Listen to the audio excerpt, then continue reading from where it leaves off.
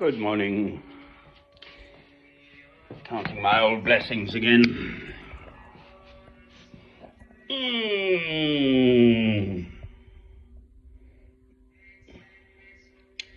This is the Magnificat sung in Latin, obviously.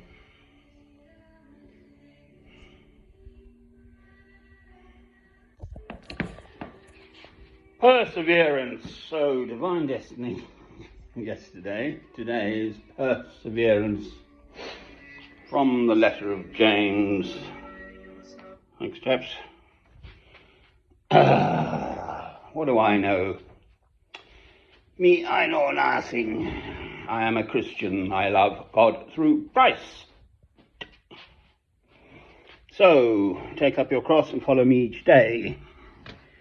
It's a lifelong commitment. This love of God through Christ, daily, a daily walk with God. Amen. Now, letter of James. Consider it pure joy.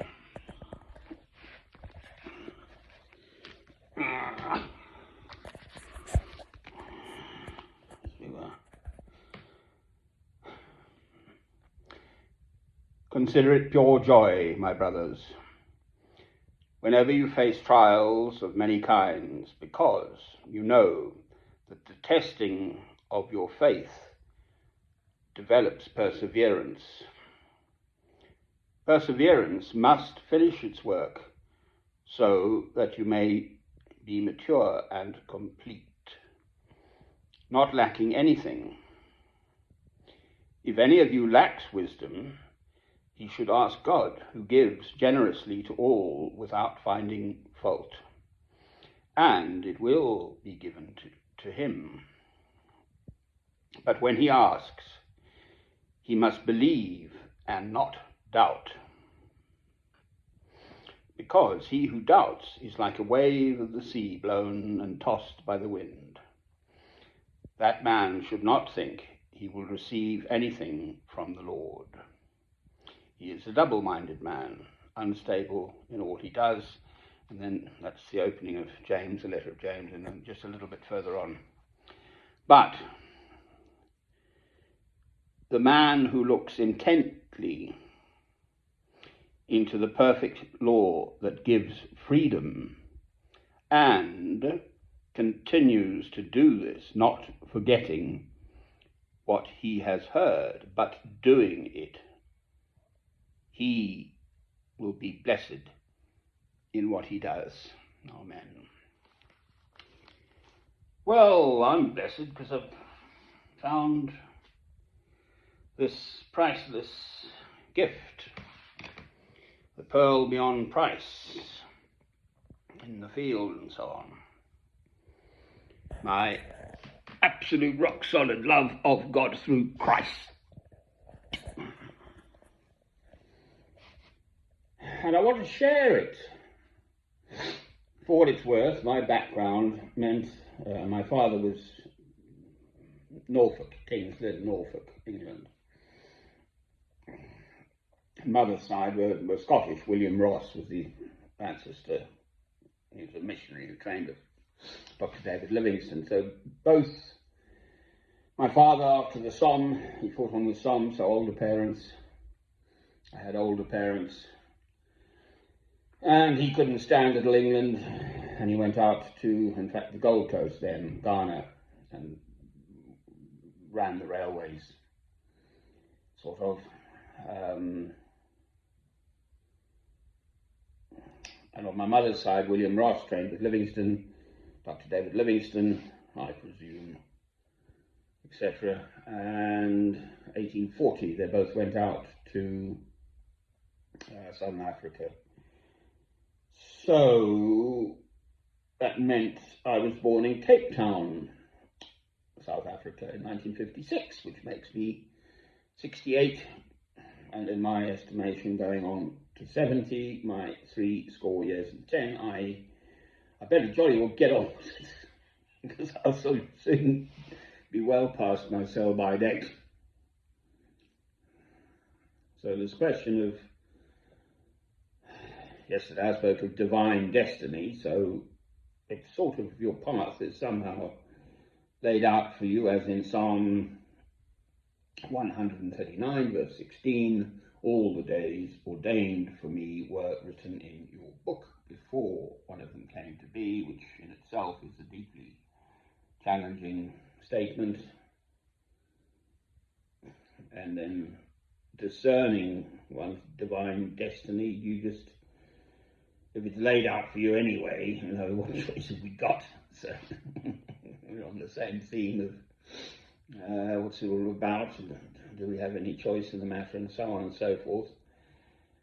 And this question of perseverance, we need somehow, us human beings, mankind, to go through trials and tribulations somehow to come out the other side refined, with a deeper understanding and, in fact, wisdom. Well, the simplest wisdom is just to know that I know that my Redeemer liveth. There are two commandments. There are obviously the 10 commandments, but the two commandments: love God, love your neighbour as yourself. All on these two commandments hang all the law and the prophets.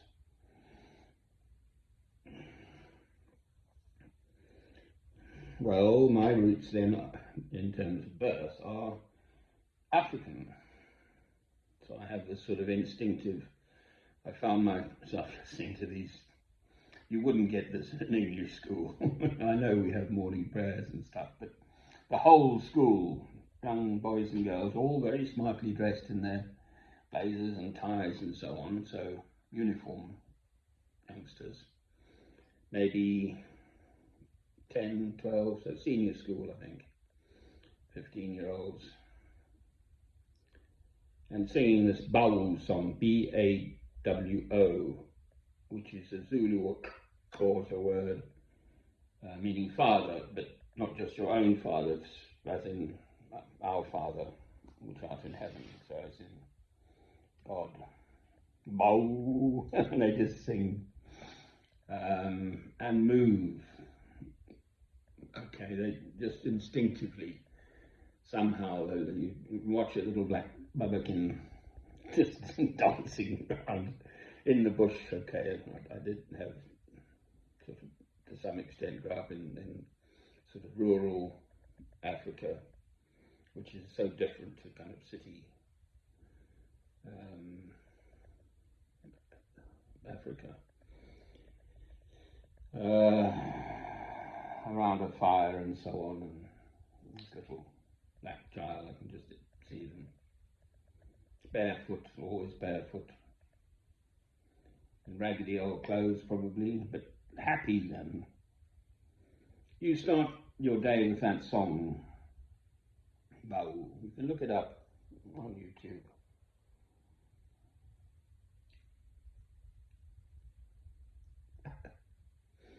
I went back to my sort of deeper roots, which are Gregorian chant, but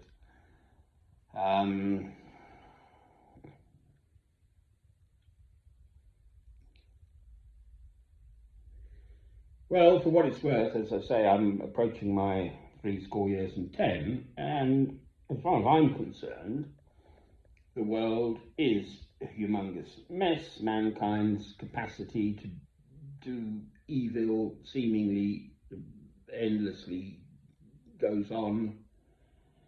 Our capacity to do it has vastly increased with the nature of weapons and all the rest of it, and the worldwide global nature of the world. So this blasted little man in America with his ridiculous shenanigans and tariffs here and tariffs there and not here and not there, and closing down NSAID, is it? Or is it? No, that's a drug for my painkillers, NSAID. The World food program.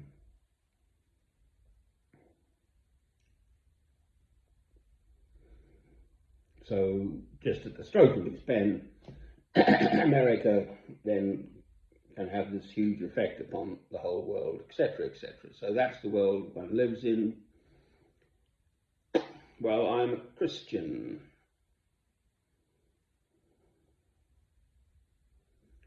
And the phrase my mother would say to me that it's, I'm sure, biblical in origin. May I be a friend of that which is eternal and abides. Well, one way or another, returning to this question of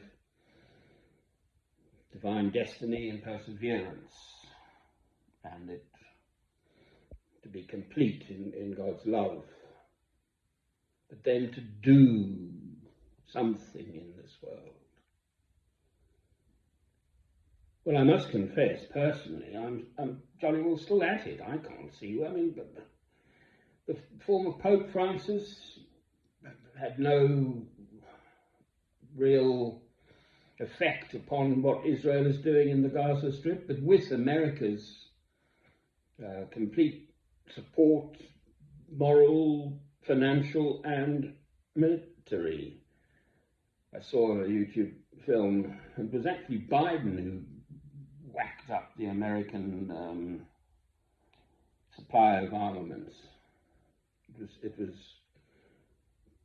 pootling along at $3,000 or $4,000 million, I think, prior to 2023, the October the 7th massacre by the Hamas people of the Israelis.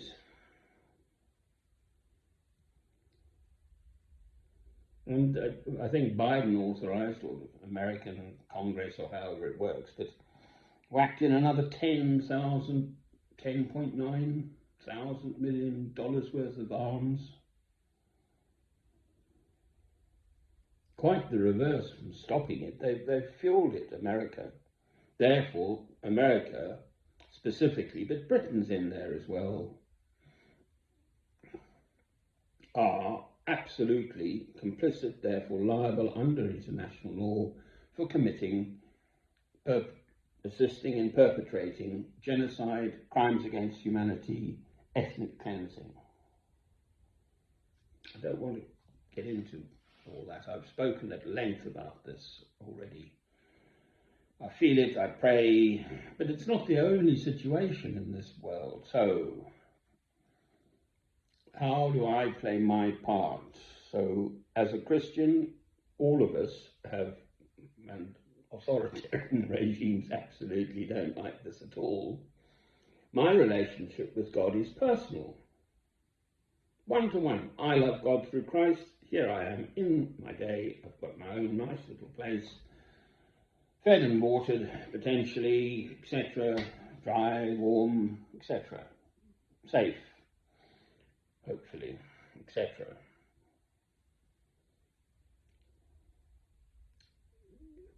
The world's a mess. Have I fixed it? Well, clearly not. Yes, I long for a wider audience, hence why my site is now called Christian Broadcasting Place, not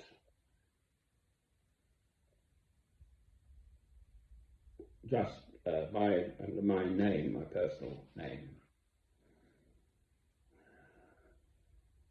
I won't self-promote. I want to come to something organically, somehow. So I haven't managed to crack that one. I've been making these films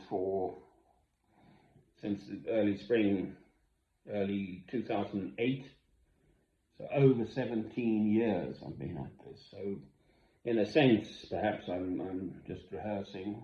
But nothing comes of it. I mean, I have no effect upon the world. Juxtapose that with the former Pope, who used to communicate with a small group of Christians in the Gaza Strip most days, I gather, for clearly the Pope is a person of huge worldwide influence, and he was Pope during this awfulness going on, specifically in the Gaza Strip, but in the West Bank too, and of course elsewhere in the world. I mean, I'm saying love is the answer. If you have love in your heart, you can't even think of harming a single hair on the head of your fellow man, woman, or child. Full stop. That's my perspective as a Christian, just an ordinary Christian. To me, that should be absolutely plain and obvious. So what all the Americans are thinking about, I have no idea. That evangelical Christians voting in that awful little man, the current president of the United States of America, whose name I will not mention, I have no idea. How do they reconcile his behavior? I mean, if the truth came and punched him in the nose, he wouldn't recognize it. He's absolutely, through and through, just an awful little man. There's no point in listening to a single word that comes out of his mouth.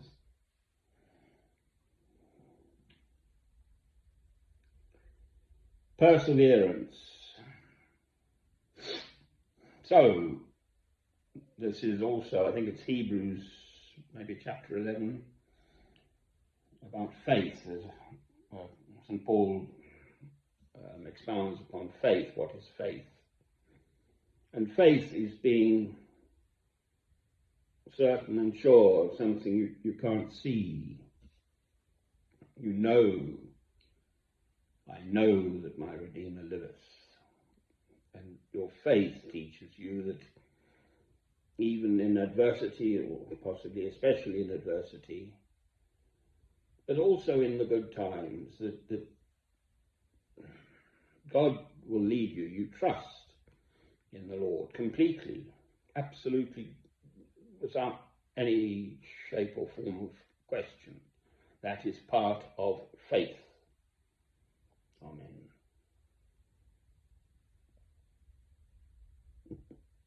Aren't I lucky? All I can hear is my little old tiny tick-tock from the clock. So there we are, and I am going to find it. It's bow. It's so filled with sort of life. English, or like this, whereas the old African just wants to sing, rejoice in the Lord.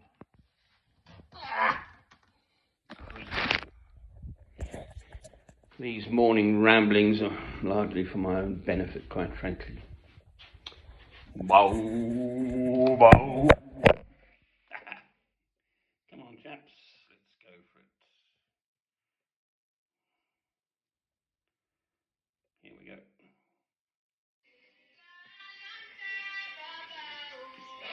You have this lead singer.